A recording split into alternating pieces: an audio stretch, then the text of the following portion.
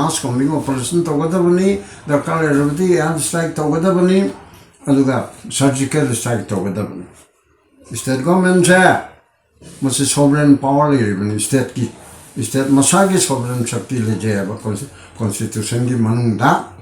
list 2 ki manungda must chap chana chirinaraga thabuk toraga angang ani haliba kuki terrorist karma organization no rikti sengdora kene gi UK ne gi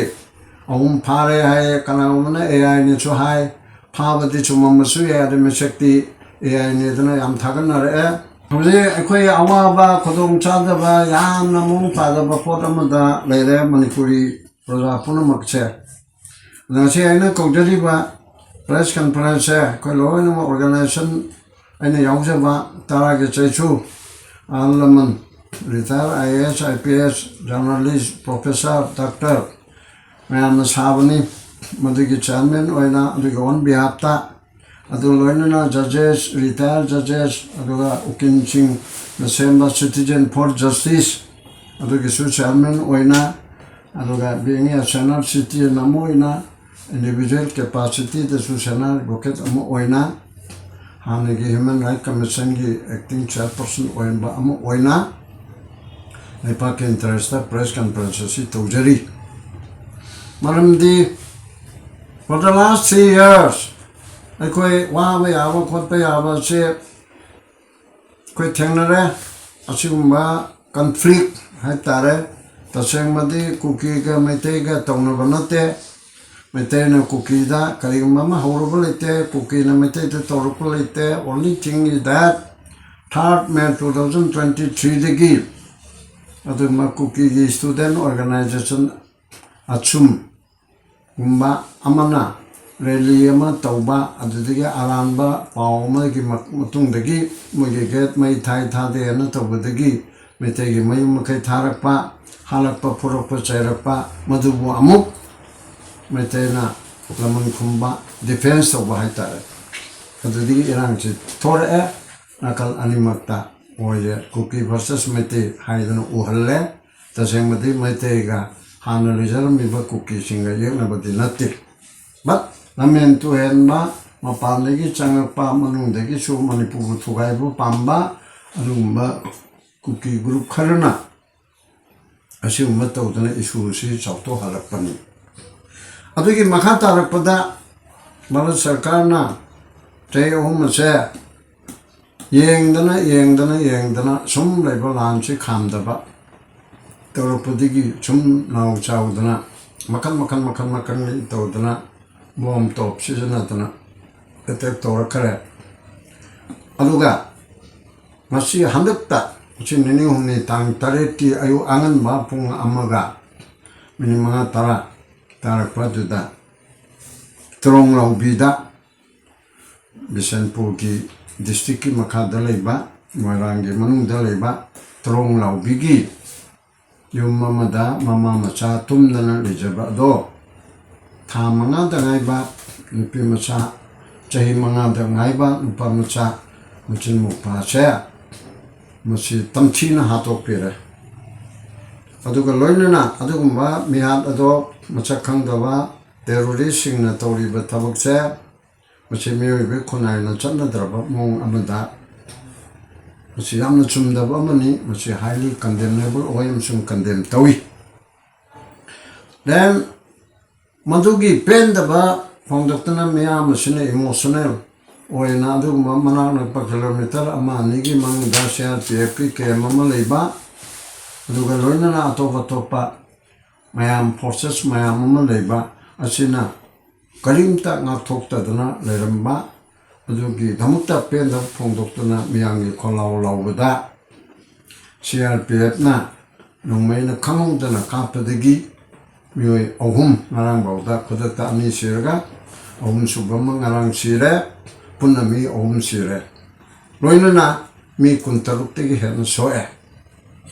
yam satina aduna torbungi thodokta lamentu henba terroristina kapada bom blast obada ani siba CRPF na protester singa kapada ohum siba punna torbung thodokta manga siribase mase khoi nungaite haina aigi taraptagi amsung aini yauzaba organization chinggi taraptagi madu condemn tawi aduga loinana akoigi Manipur bu Bharat Sarkarna yamna hantaba maungamada Manipur na India da merge tawgiba 15 October 1949 dagi akoi cha second class third class treatment tawraga lakpa chahi kulumdoi lerga sok humdraga nithoi dada state hut pi banaba tarani 5 suba state sumaina hantana lakpa chigi madakta mayam ate India ge te mufam da chanadraba mainland India da chanadraba Armed Forces Special Powers 1958 amuba ain asisu sizinadana otpa neiba mayam ama tawra kharbana adigi matungda hanaki 2023 dagi hojik fawda chahi ohum phara aba asigi pot asida adum yengdana leiba ngamimna aduna sigumba Manipur gi misi mena thokpa pekli banga babu yauna hatpa sida India gi Prime Minister Pradhan Mantri ji Narendra Modi na tuminna lai thokpa ngamba sota tadrabjala mana udrabjala Amit Shah na Home Minister na aduga Central Government gi any mihut amatana awaba phongdoktana nungaitaba phongdoi haibesu leite aduna mase khoina mapi mapa ama oina imunggi macha machu ma siana thokpada karigumamta haitaba karigumamta hangdaba haibese mi nataba miyoibama even EDM gi thakta leibaya bapot ama oile Prime Minister amchu Home Minister Central Leadership se even Prajapatra so opposition gi Rahul Gandhi na bawba angakpa phangna nungaitaba phongdoya we welcome him aduna sigumba mayam ama thoibsida Bharat Sarkarna tumina lachanbam thokte Manipur Sarkarna tumina lachanbam thokte Manipur Sarkarna khara tawjari haibase NIA da chinare angangani hapegi matangro aduga loinana aikoi ex-grasa piragani compensation piragani haina lauthokiba yes adu phattaba nate adu su phai adu khatnate manumdi case che NIA da sinama aduna final obiyare NIA di case oina la abakanda mana logodabna field jatana operation to bokhotpa puna magasi di Chief Minister na magi unified command gi leadership amu oina leader oina command tawraga leriba security forces India gi leriba mayam state ki leriba mayam masina combing operation tawdana thibo humbagi thabak asi tawgadabna mass combing operation tawgadabani darkar lerabdi air strike tawgadabani aduga surgical strike tawgadabani state government se masi sovereign power liribani state ki state masagi sovereign shakti lejeba constitution gi manungda list 2 gi manungda masi chapchana chirinaraga thabuk tawraga angang ani haliba puki terrorist karma organization no rikti sengdora kene gi UK ne gi ahum phare hai kanamana AI ni chu hai phabati chumamasu ya de shakti AI ni dana yam thaganare ade asabani haidana adu phabaduna chumaga chu phabaduna su yaroi aduga atopa maramam da pharibra hanadagi phaduna leibra BJP ki spokesperson government ki spokesperson oina leiba ching khangde narang MLA ani honorable MLA ani na phongdokpado kadadagi phabana so haide aduga akoigi moidagi khujukala kar pharada haraga hana phabagi du oilibra hujiki thodoga chida chenabada phabo oilibra mafum kala de lo menu kono de in detail do si yaude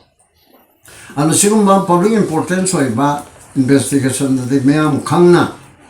se kodamoina Assam gi Chief Minister Himanta Biswa Sarma na karinoge isai sakpa ma upamacha ma Singapore ra kala drama sian to gudo juben karyaba adugi du ꯊꯤꯕꯗ ꯃꯥꯅ ꯑꯥꯏꯑꯣꯒꯤ ꯇꯥꯏꯞꯇ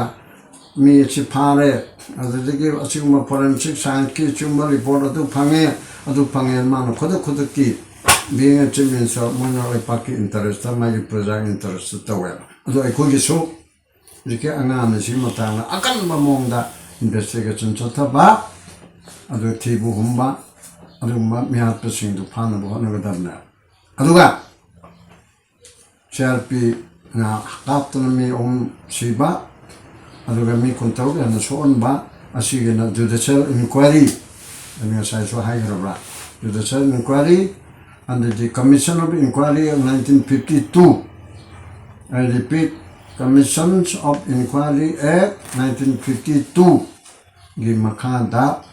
District and Session Judge dagi tadaba amana natraga High Court Judge amana inquiry tohanyadabna aduga karma mongda nongme kapi kanana kapi karigidamukta kapi malalaiba chingduna kanano 하이브세 만들기 다무 리퍼런스 피르가 सरकार나 무슨 생각하다 누가 논나 그리고 뭐 सरकार나 모두 도드르가디 우켄싱나 하이코트 바र 에소시에이션나 에스와이나 아프릴 동링이 올머니풀 바र 에소시에이션도 수동링이 컨족하나 버서 하고래 아두나 하이코트나 소모토 로컬라가 나트라가 너나 강업 어머나 타라가 아시군바 judicial inquiry tawannaba aduga angang ani hapa adugibuna koi mass combing operation military crackdown aibedo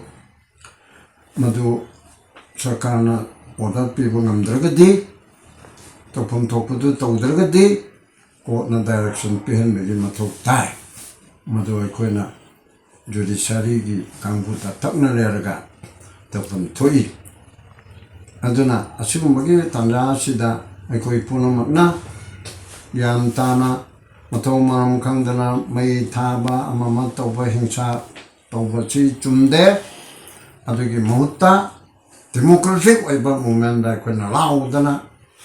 aduga khongdana